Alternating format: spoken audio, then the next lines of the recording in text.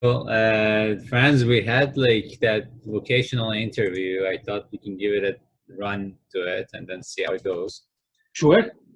Maybe try with other people. We had three questions that you wanted, to talk about, but overall, do you want to give a little bit of history of Franz from Swiss?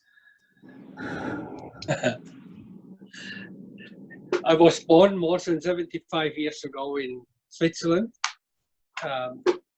in a hospital in Aarau, which is close to Zurich. And I attended the primary and secondary school, went to the baccalaureate, and attended the University of St. Gallen, which is basically a university specialized in economics and business administration. Afterwards, I married my wife, Hildegard, and we left together for Toronto for 2 years. In Toronto, we built up a real estate company with a person who lived in Toronto for quite a few years, also from Switzerland. And after 2 years, I left this beautiful place and went back to Switzerland because the army called me. I was a captain and I had to do some more military service and worked with Credit Suisse as a full-time occupation in the personnel and taxation department. I got an offer for Canada again 3 years later, and we moved to Toronto, and from Toronto to Vancouver because we had substantial issues in Vancouver. I was president of Polaris Realty, which was already in 1980 a substantial real estate company which held more than $700-800 million in assets in Canada. They built, developed the Harper Center. At that time, it was called the Sears Tower. I finished it, and especially with the deficiencies, and also leased it majority to BC Hydro. We run a restaurant with 350 seats.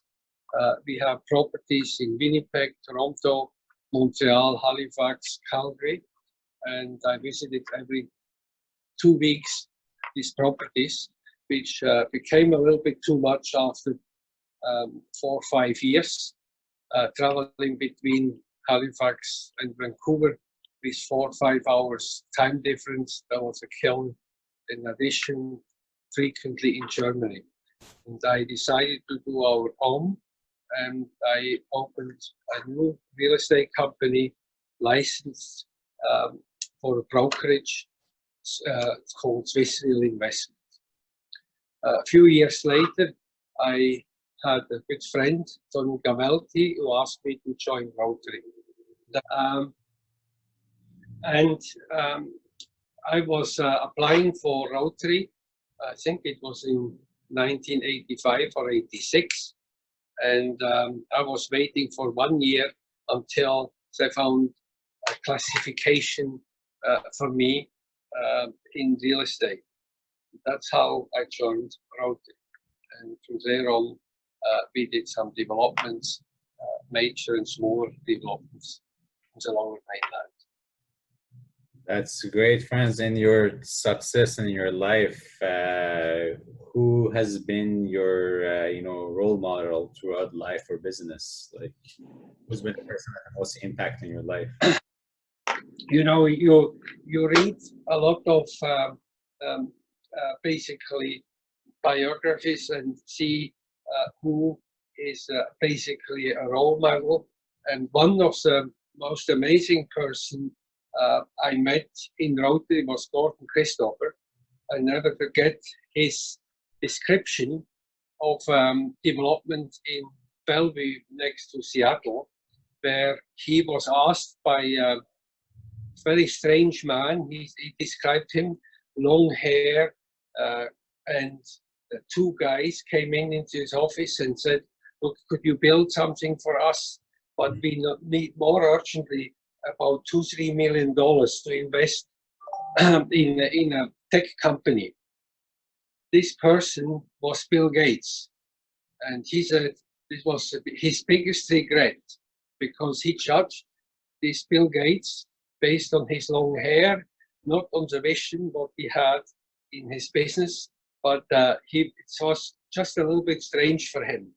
He said, and Gordon Christopher was a Rotarian district governor who was very successful in business and real estate, and he said that was probably his biggest mistake he ever made.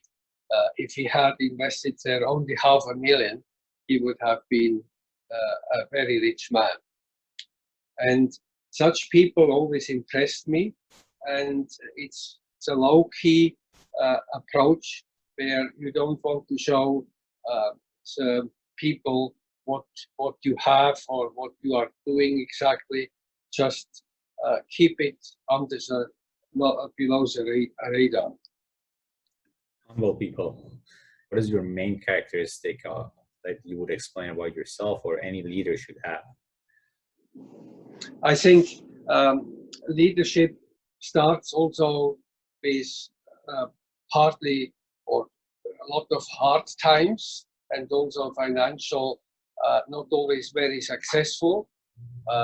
Everybody I know who has been successful in business were also enduring some financial crisis. I'm not an exception. I invested in real estate and business many years ago in the 90s to basically a company which was refining gold. I don't want to mention the name, but it was a big fiasco. These people were basically falsifying statements. I had a lot of investors, and myself, I had most of my money I had in this company because I couldn't pay the rent, and I took shares. And in the final end, they falsified the statements, and it was a huge fiasco for me. I had to start from scratch one in the mid-90s again. But from there on, I learned from the downfall and was able to continue a better business approach. And it was basically always with partners together to invest in real estate, to develop real estate. All right. And what's your biggest success? The biggest success was definitely the development of the exchange. That was the old stock exchange building. I started this building basically in purchasing 475 House Street in 2003, and we redeveloped basically the old exchange, the old stock exchange building, and improved the facade, the inside. It had 25% vacancy when we bought it in 2003, and 2 years later we had 0 vacancies. People were lining up, and it was a very fortunate time. And at that time, the city had promoted a lot of condo developments in downtown, and this was basically leading to a shortage of office space. They changed the policy and gave basically a lot of bonus points if you develop office. And that's what we did. We came at the right time in 2009. We started the project, bought the next door neighbors, and started the project basically in planning with Ardell, which is a local architectural firm. And I found, fortunately, a partner, my previous employer, Credit Suisse, who invested substantial money in this, more than $250 million. And with basically an option to buy my minority 20% off to a market price, which was determined in advance.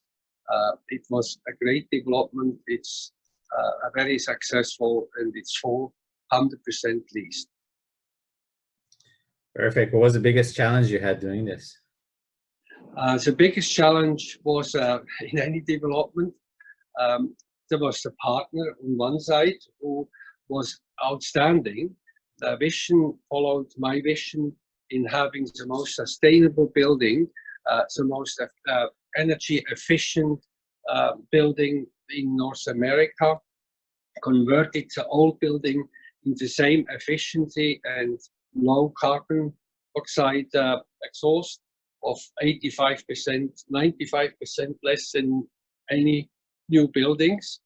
And the biggest challenge was to execute it because this was more expensive than anything else. It was about 25% additional price, but Credit Suisse was supporting me, but also pushed me a little bit on the side because the budget was not sufficient for doing it. But in the final end, we had always a compromise, typical Swiss compromise, and we were successful in doing it. And we had to hire an additional European architect from Switzerland who was the lead architect for the envelope because our local architect was not able to do such a high performance envelope for the building. New ventures coming up. What's next in your books? I think there is a project in Port Moody, which Abana, our old trust, has a fingers in, and I was asked to assist them. That would be a great pleasure to help Amin and Naveed in this project as development manager. We have also a new project in Maple Ridge, which is more than a million square feet of space, plus about including about 1,000 units of apartments, partly rental, partly for sale. We have also about 150,000 square feet in commercial. And before LNG was announced, we bought substantial land in Kitimat and also Terrace, where we will do some land development in the next few years. That's amazing.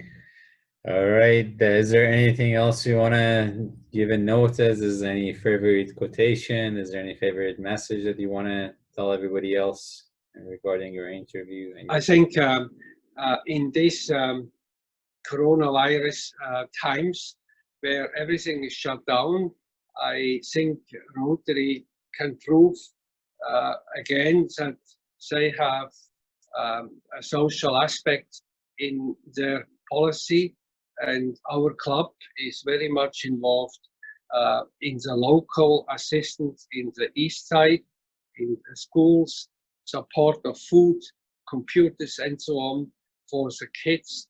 And I think our club is doing a tremendous job for basically assisting the less fortunate people. All right. Perfect. All right, Franz, we'll have this probably displayed on the next Tuesday, but thanks a lot for doing this with me, and this Zoom thing has been interesting. Thank you.